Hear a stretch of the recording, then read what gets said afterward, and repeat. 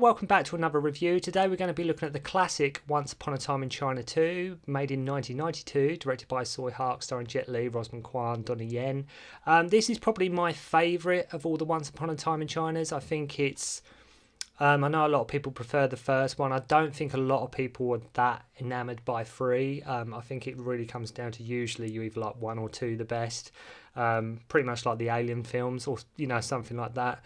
To me, Once Upon a Time in China 2 is probably the best in terms of just pure entertainment.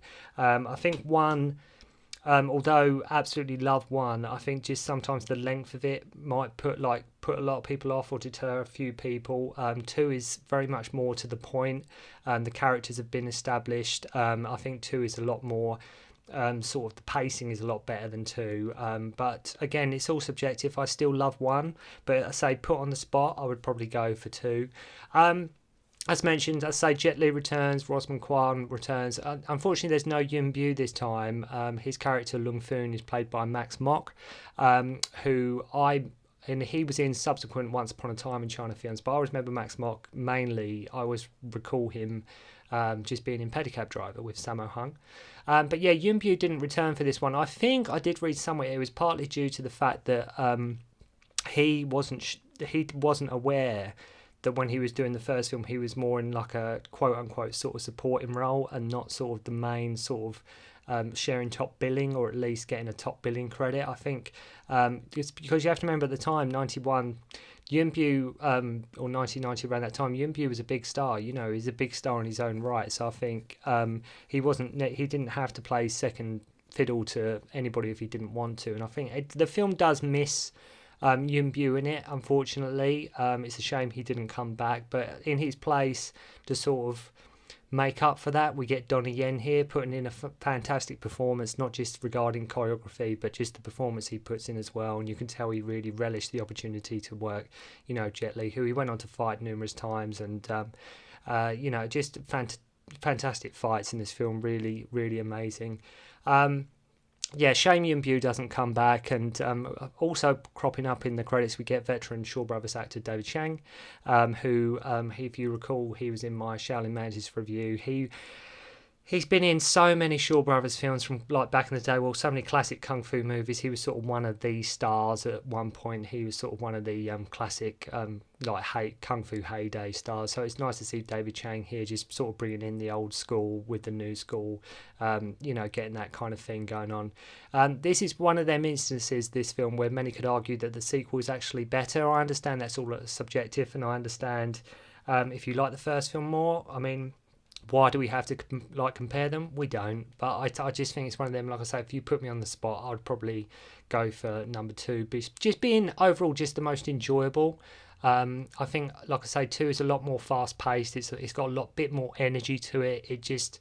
It flows along nicely. Whereas the first one, it can be, like I say, if you're not used to these kind of films, or it can be a bit sort of long-winded in places, number 1, but that's not to take anything away from number 1. As you saw in my review, I absolutely love Once Upon a Time in China. But yeah, Once Upon a Time in China 2 today, made in 92, as I say. I mean, a lot of the same themes run through this, much the same as the first film. It's not to say they've deterred from the first film what they were doing in the first one. A lot of the same themes are pretty much there, and a lot of the subject matter is still very much evident. For example, like China adopting a new identity, foreign intervention into their way of living. Here, Wong Fei Hung is pretty, Jet Li's character, he's more open to the idea of Western things. He's not so much against it as he was like initially in the first film. He's more accommodating of these new values and accepting them, and understands sort of change is inevitable and it's part of progress, and it's sometimes how cultures and countries and things move forward. He sort of understands that, but at the same time, it doesn't mean he's forgot his classic traditional Chinese values and traditions and strong principles that he upholds. Here the enemy is not so much the foreigners, who were sort of very sort of gun trigger happy in the first film, and we were pretty, the foreigners in the first film are pretty seen as just monsters basically, like shooting random innocent people, enforcing slavery, things like that. Here the enemy is more on the White Locusts, who are sort of like an extreme sect, like cult group of people that are very anti-foreigners. They take the idea of not, being like not into foreign or Western intervention, but taking it that one step further, where they are committing arson, they are violent, they will do anything sort of to get the foreign people out of their country, even going so far at one point setting fire to a foreign dog. I mean, this is how much these guys were just in this film. They're very extreme. So that was more what they shifted to, rather than just, like I say, it's not the film sort of repeats itself. They still follow on with that same principles and story and themes they had going in the first film, but they just mix it up a little bit in this film. Like I say, I think this film's a lot more, regardless of the subject matter, I think this film is a lot more, dare I say, fun to watch. I think it, like I say, it flows along a bit more nicely. It's got a bit more of a kinetic energy to it. In the first film, regarding fight choreography, Yuen Woo-ping, infamous fight choreographer, was brought in, and director was brought in quite late in the day, I believe, during production. I think he wasn't there necessarily from the start, or even if he was, I don't think it was solely him and his team doing the choreography on their own. I think they had to sort of share billing with other people. Here, Yuen Woo-ping is very much in charge of all these fight scenes, and there is a considerable difference in the fight scenes in the first film and this one. The fight scenes are very different here. You can tell Yuen Woo-ping's really, got the helm here. It's really him who's got the control. Here, boy oh boy, do we get some amazing fight scenes. No more so than the two bouts with Donnie Yen and the showdown at the White Lotus headquarters. And it's, on a side note as well, as a little bit of trivia, it's worth noting that Jackie Chan actually sings, excuse me, the end theme song, the credits, over the end credits, he sings the theme song. But as I say, you get a lot of standout fight scenes in this film, whereas sort of in the first film they sort of all mold together a little bit, aside from sort of maybe the ending. All the fight scenes that although when they happen they're very good, it's not really like they necessarily pop out. Here every sort of scene is a standout, like from Jet's Wong Fei Hung's first encounter with the White Lotus, to the Donnie Yen fight, to the there's a lot that every single scene stands out regarding the fight choreography. So yet again with this film, straight away we're introduced to Wong Fei Hung and that infamous drum build kicking in, and then the classic infamous music that we associate with Wong Fei Hung and the Once Upon a Time in China series kicks in, who is on his way to like a medical conference. And it's funny, like him here, like showing that he's trying to be a bit more accommodating of Western things, such he's trying to eat soup on the train and he's failing miserably because he's not used to it, but he's trying to do it because, as we know, 13th aunt Rosamund Kwan, she's already embraced the Western style. She's already sort of taken into wearing Western clothes, and she's here. Jet Li's very much playing catch up all the time, and like Max Mock playing Lung Foon. They're both sort of what are we doing, trying, and Jet Li obviously always wants him to try it first so he doesn't end up looking like a fool.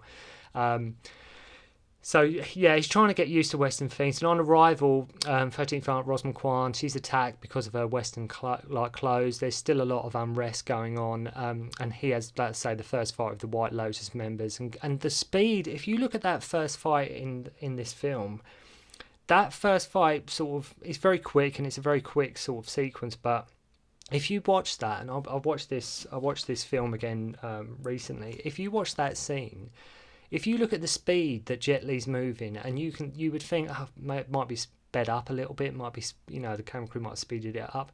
If you look at people in the background, they're moving at normal pace. That is not speeded up at all. This is the Jet Li's speed in this film, especially on that scene, is absolutely out of this world.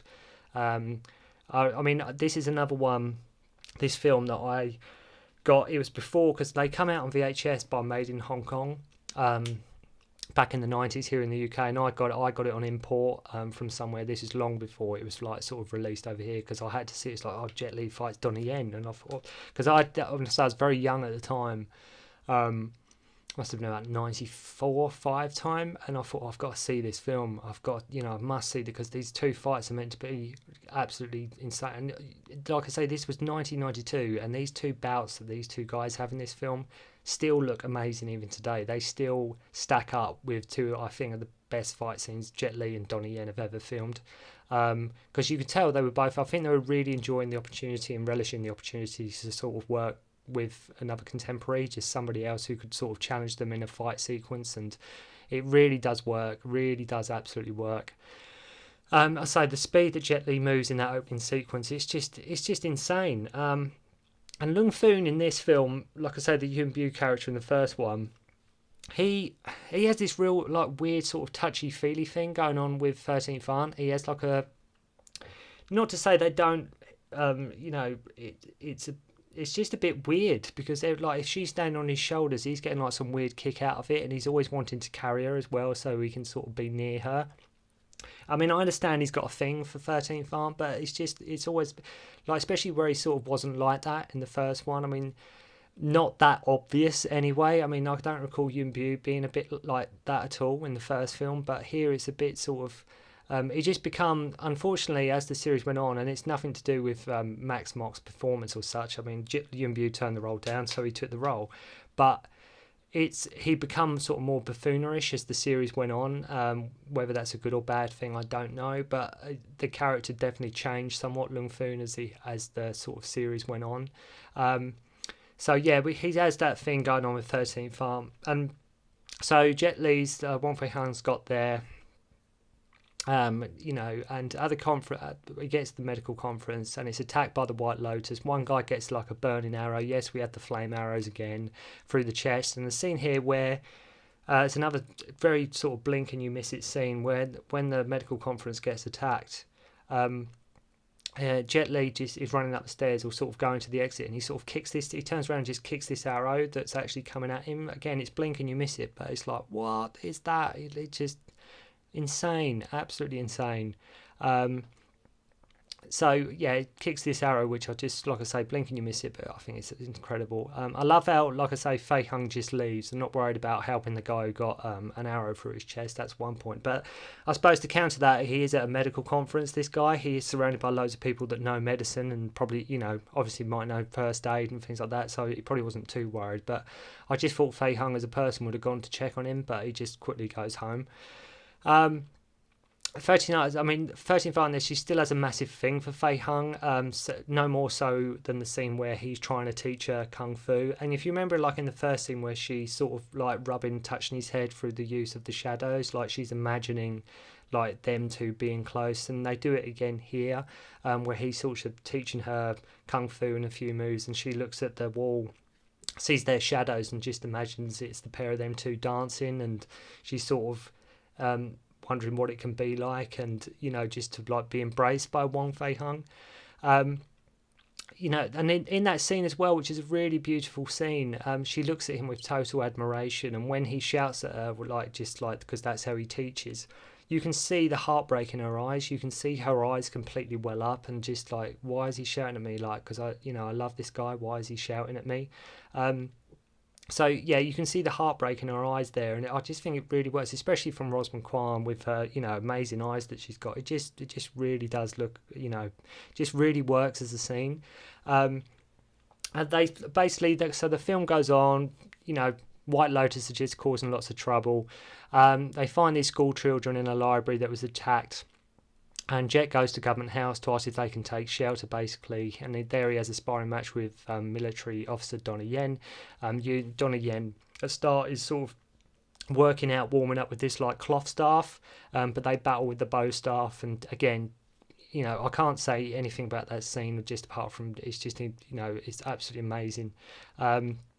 Donnie has learnt of like a rebellion happening, and he wants to find the rebels, one of them being a gentleman that Fei Hung met at the medical conference. The film does slow down a little bit, about an hour in. It does slow down the pace of it. I know I said it does have, it keeps flowing. It does slow down somewhat about the hour mark, but that's not to say it slows down to a grinding halt. It's just they kept the pace going for so long, for about an hour, it had to sort of let off steam a little bit. So about the hour mark, it does sort of slow down a teeny tiny bit. There's an undernotion in the film as well about using your time wisely and not wasting it. That's another thing that's sort of a message here in this film. And then basically the film carries on. Then Jet at one point goes to the White Lotus to sort them out and expose their crazy methods of being a sham. Yuen Woo-ping at his most bonkers here, and like a fantastic scene. Then we have the end fight, the rematch with Donnie Yen using the extended bow staff and the cloth staff that I mentioned earlier. Amazing stuff here with Jet trying to protect the rebels as Donnie secretly killed the British consul. Because they do the first fight, and many sort of debate which one's better, and they're both just as good. About nearly halfway through the film, you get the first one. Then you think, oh, don't panic though, there's another one coming at the end. So just two amazing fights in this film between the two. It's a shame Rosamund Kwan is not in the last third of the movie. She sort of is the last 25-30 minutes. She's not in it at all, which is a shame. Like they chose to not like sort of keep her all the way through it, but I suppose they had to give the audience some, the fight choreography and the action that they wanted to see. I love it when she says, there's a wonderful scene as well between them that really shows that, just how much they were thinking of character development as well. There's a wonderful scene where she says, I know you think of me as your elder, but I think of you as the man in my heart. And Fei Hung just can't believe it. He looks at her like in such disbelief that she's told him that. And there's a wonderful moment as well where he actually calls her by her real name. And it's just little things like that just give the film a lot more heart and a lot more substance. It just really does make the film just a bit more, just an emotional punch, with you taking to account that as well as the morals of, like I say, just upholding traditional values and moving with the times. I mean, there's a lot of messages in Once Upon a Time in China, and to like all of the films. It's very set obviously at a very turbulent time. Overall, this is very much a worthy successor to the original. If in many ways it's better, I think it's better. Unfortunately, I'll say Yuen Biu's not in it, but in my opinion, it's a better film. As I just think the pacing is better. It's not as long, although the serious subject matter is still there. As mentioned earlier, dare I say, it's just a little bit more fun, with fantastic choreography by Yuen Woo-ping and a great performance from Donnie Yen, and Jet Li just absolutely owning the role of Wong Fei Hung in this. So, my advice would be, if you've never seen these films, obviously start with the first one, and then once you've seen Once Upon a Time in China 2, you can have arguments with your friends about which one's better. But in my opinion, it's Once Upon a Time in China 2.